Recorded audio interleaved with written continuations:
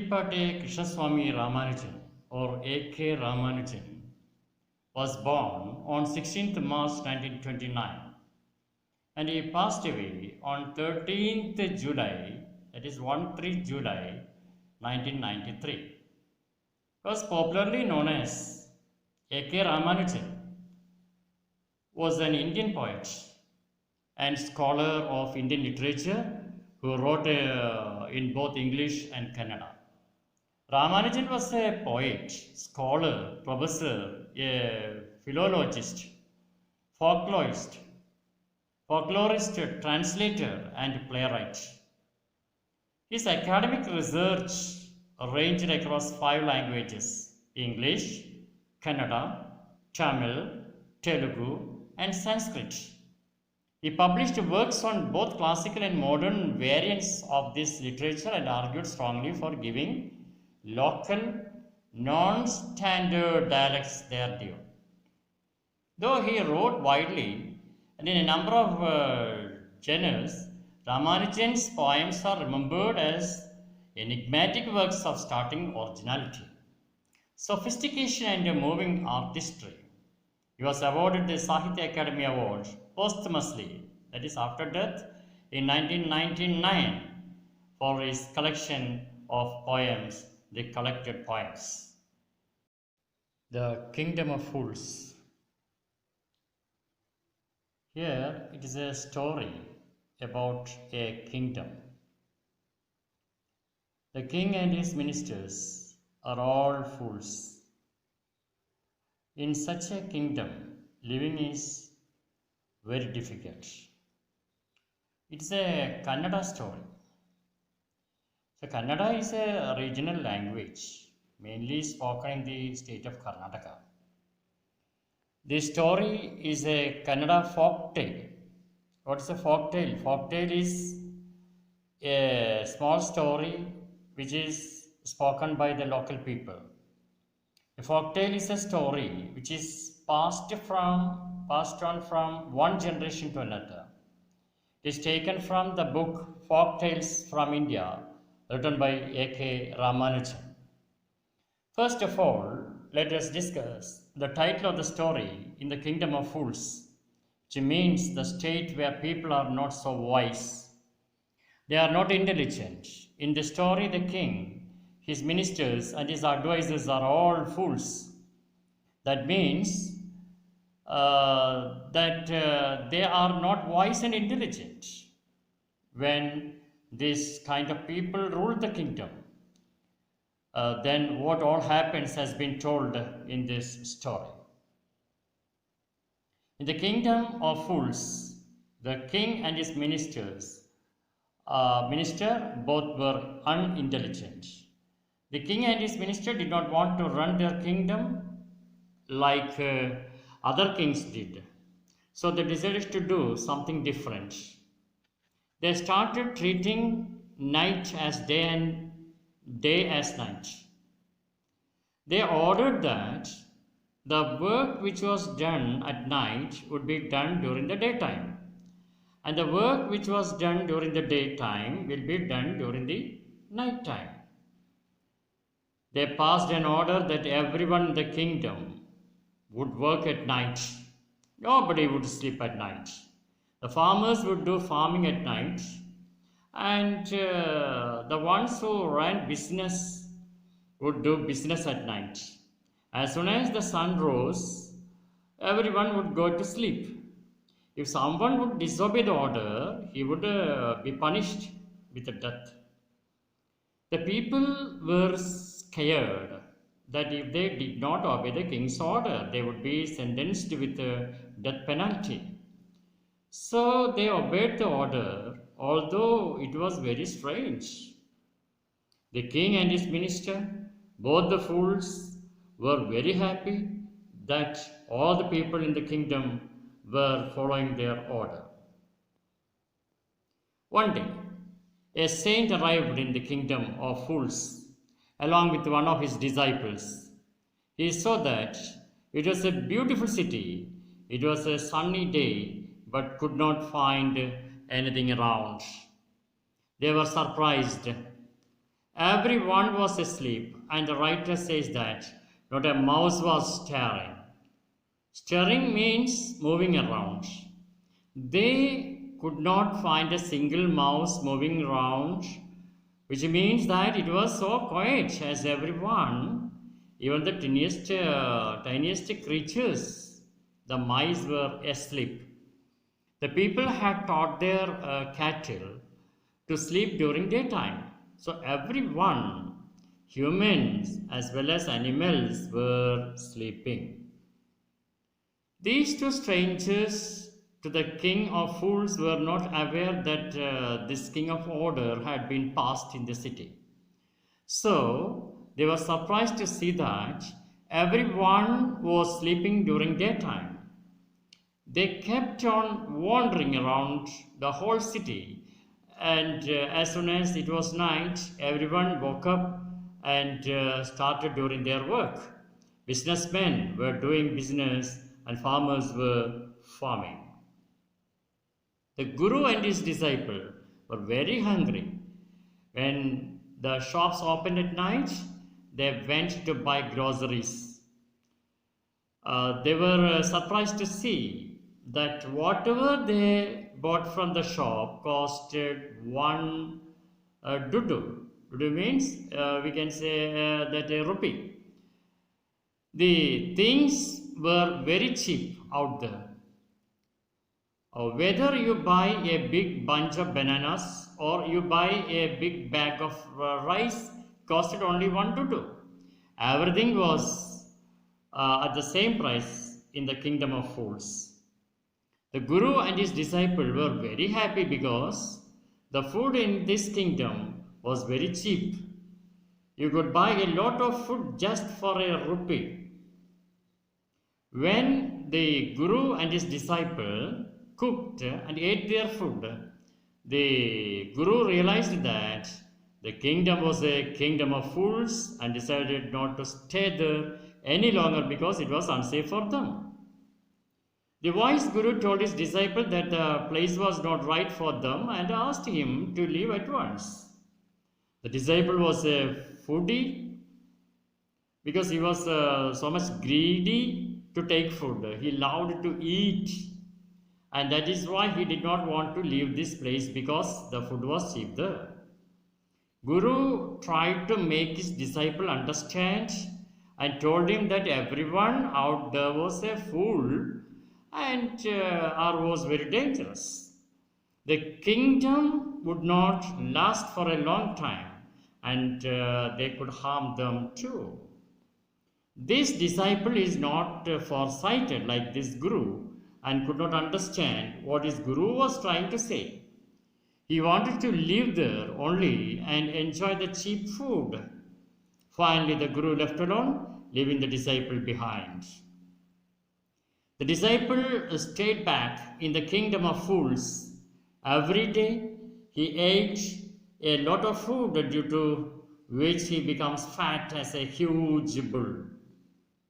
One day, a thief entered a merchant's house. He made a hole in the wall to gain access. When he was about to move out of the house, after looting all the things, the wall broke and fell down on his head, and he died there only. The thief's younger brother went to the king and complained that his brother was following his ancient trade, although the ancient trade robbing is a crime.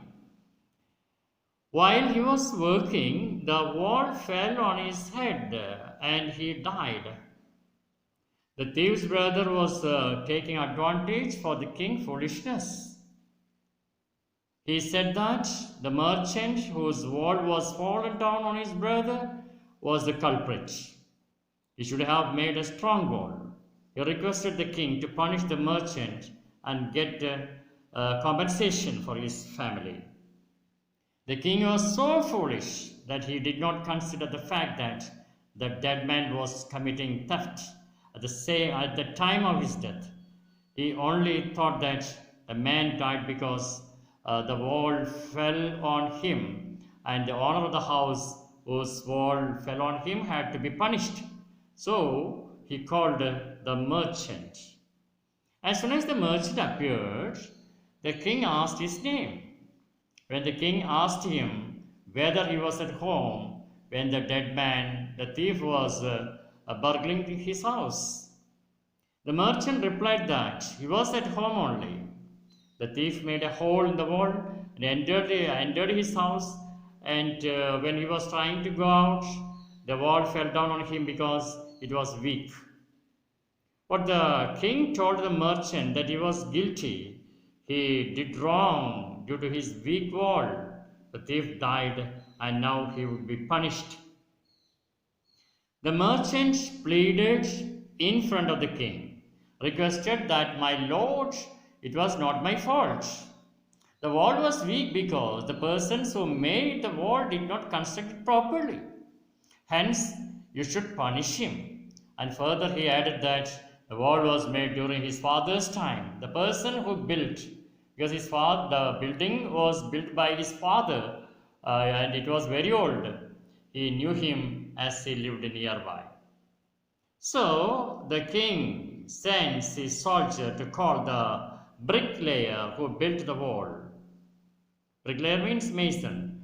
They tied his hands and feet and brought him in the king's palace. Then the king asked him that did he build the wall? And he replied that yes, he did.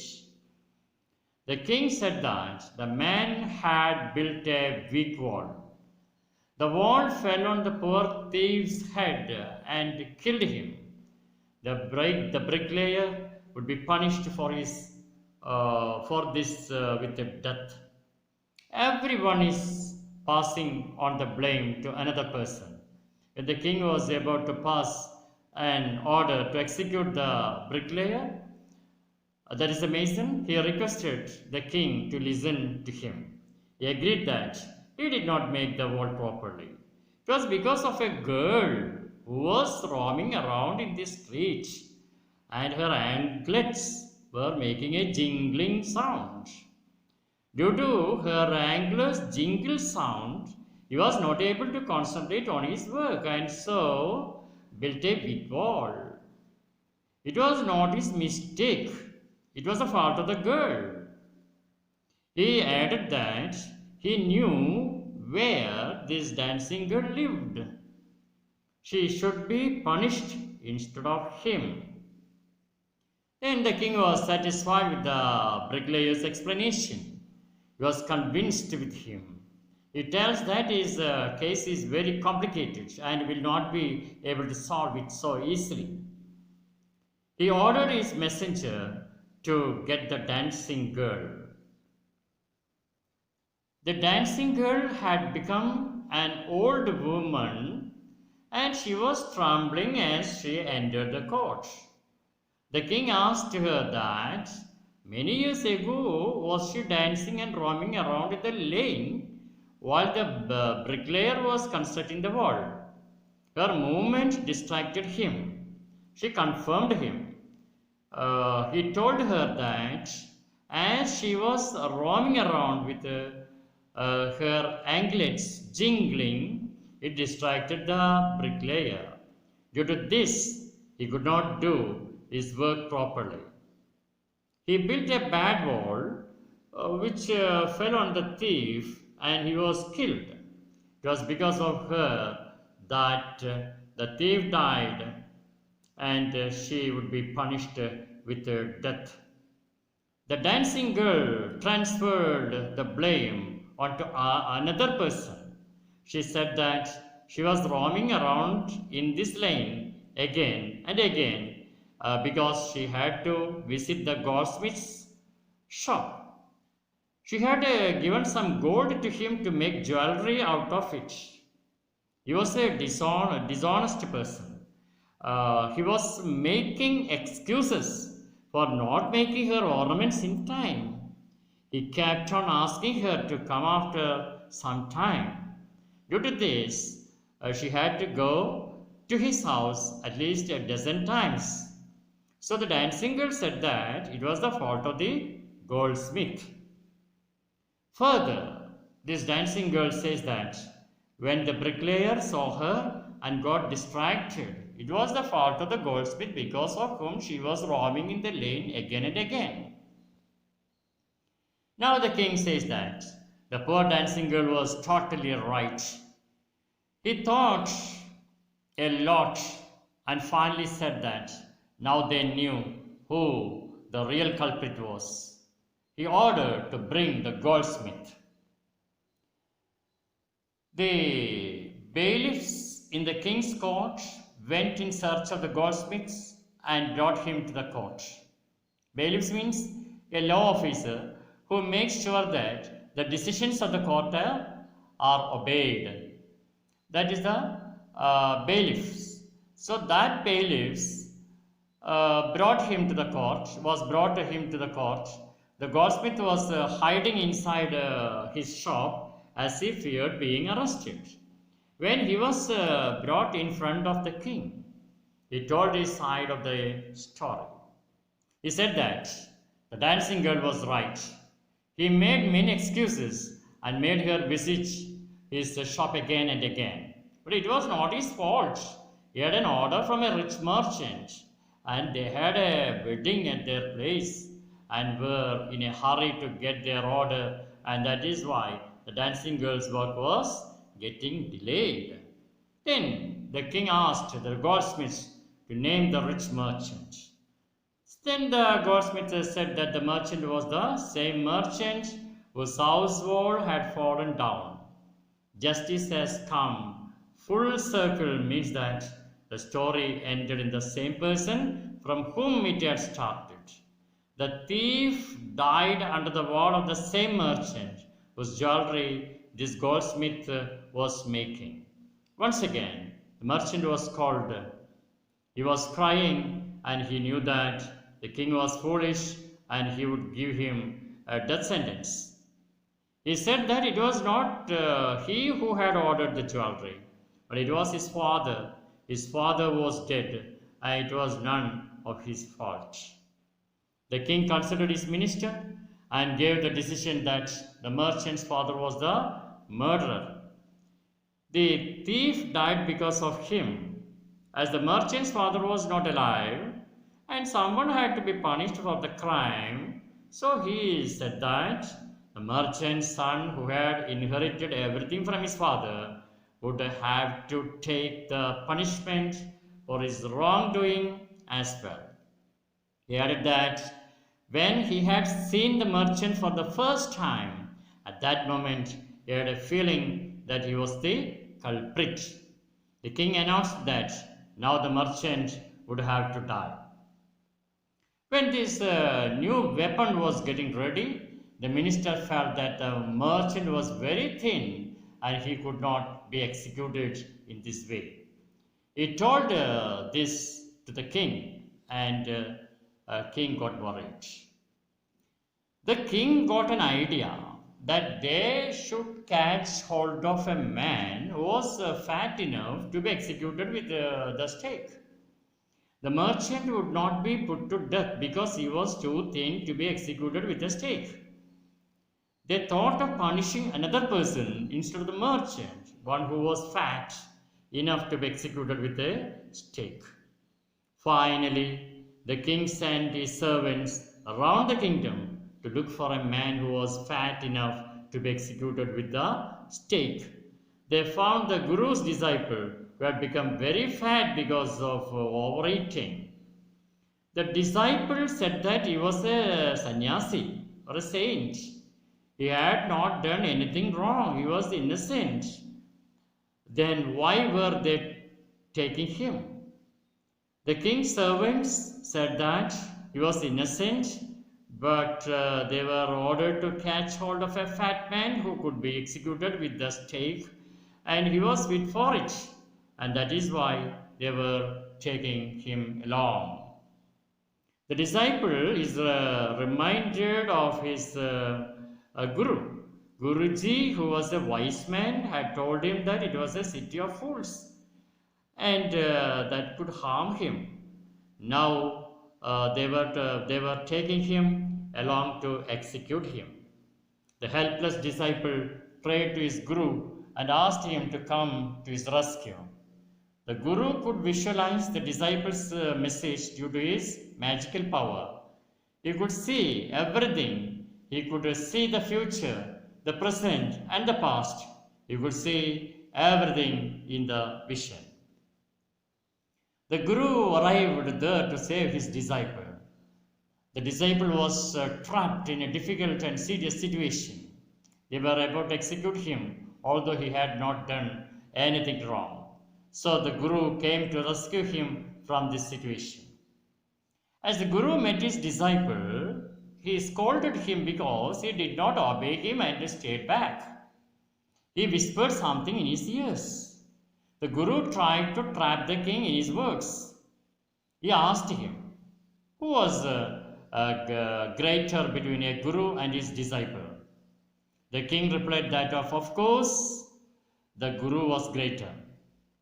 The Guru said that for this reason, the king must execute him before executing his disciple.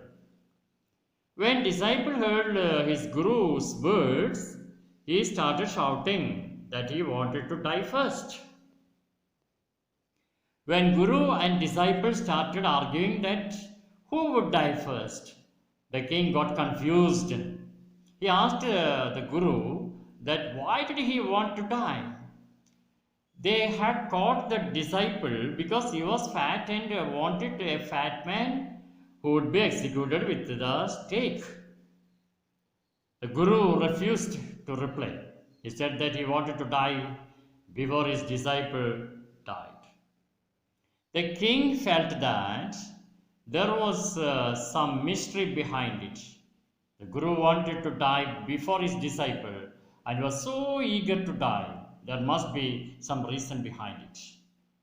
The Guru asked the king to promise him that he would execute him first if he told him the secret about why he wanted to be executed first. The king promised that he would execute him first. Then the Guru took the king aside and slowly told him that they had roamed around the whole world but had not seen a city and a king like him.